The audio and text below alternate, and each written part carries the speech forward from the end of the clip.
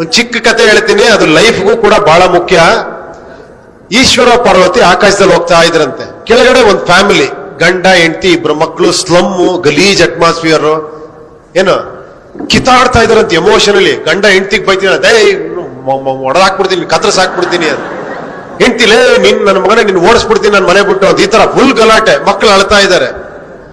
ಪಾರ್ವತಿ ಕೇಳಿದ್ಲಂತೆ, ಏನ್ ಶಿವ ನೀನ್ ಜಗದೋದ್ಧಾರಕ, ನೀನು ದೇವ್ರು, ನೀನು ಹೋಗ್ಬಿಟ್ಟು ಅವ್ರಿಗೇನಾರ ಒಂದ್ ವರಾಗಿರ ಕೊಟ್ರೆ ಒಳ್ಳೇದಾಗತ್ತಲ್ವಾ ಅಂತ. ಈಶ್ವರ ಹೇಳಿದಂತೆ, ಬೇಡ ಒಳ್ಳೇದಾಗಲ್ಲ, ಸುಮ್ನೆ ಬಾ ಹೋಗೋಣ ಮುಂದೆ ಅಂತ. ಪಾರ್ವತಿ ಬಿಡ್ಲಿಲ್ಲಂತೆ, ನೀನೇನಾರ ಮಾಡ್ಲೇಬೇಕು ಇವ್ರಿಗೆ ಅಂತ. ಓಕೆನಾ?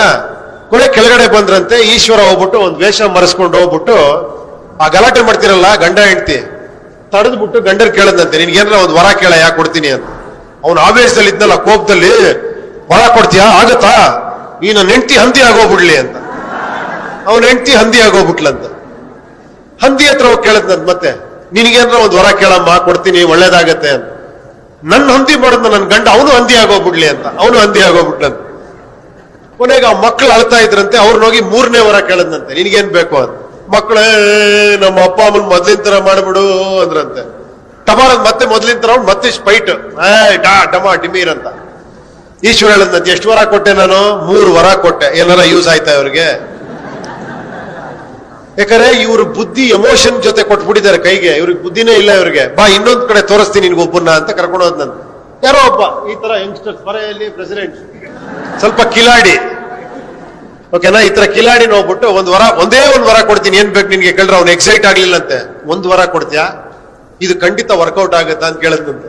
ಖಂಡಿತ ಆಗತ್ತಪ್ಪ, ಕೇಳು ಅಂದ್ರೆ ಒಂದ್ 5 ನಿಮಿಷ ಟೈಮ್ ಕೊಡು ಅಂತ ಹೇಳ್ಬಿಟ್ಟು ಮನೆಗೆ ಹೋದ್ನಂತೆ. ಮನೇಲಿ ಹೆಂಡತಿ, ಅಪ್ಪ ಅಮ್ಮ, ಓಕೆನಾ, ಎಲ್ಲಾರನ್ನೂ ಕೇಳದ್ ನಿಮ್ಗೇನ್ ಬೇಕು ಅಂತ. ಹೆಂಡತಿಗೆ ಮಕ್ಕಳಾಗಿಲ್ಲ. ಹೆಂಡತಿ ಕೇಳಿದ, ನನ್ಗೊಂದ್ ಮಗು ಕೇಳ್ಬಿಡ್ರಿ, ನನಗೆ ಮಗು ಆದ್ರೆ ತುಂಬಾ ಸಂತೋಷ ನನಗೆ ಅಂತ. ಅಪ್ಪ ಅಮ್ಮ ಕಣ್ಣಿಲ್ಲಂತೆ.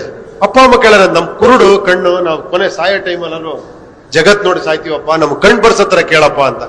ಇವನಿಗೆ ದುಡ್ಡು ಬೇಕಾಗಿದೆ, ಬಡತನ, ಓಕೆನಾ. ವಾಪಸ್ ಯೋಚನೆ ಮಾಡ್ಕೊಂಡ್ ಬಂದಂತ ಈಶ್ವರನ ಹತ್ರ ಏನ್ ಕೇಳದಂತೆ ಗೊತ್ತಾ ವರ? ನಮ್ಮ ಅಪ್ಪ ಅಮ್ಮ ನನ್ನ ಮಗುನ ಚಿನ್ನದ ತೊಟ್ಲಲ್ಲಿ ನೋಡತ್ರ ಆಶೀರ್ವಾದ ಮಾಡಪ್ಪ ಅಂತ. ಅರ್ಥ ಆಯ್ತಾ?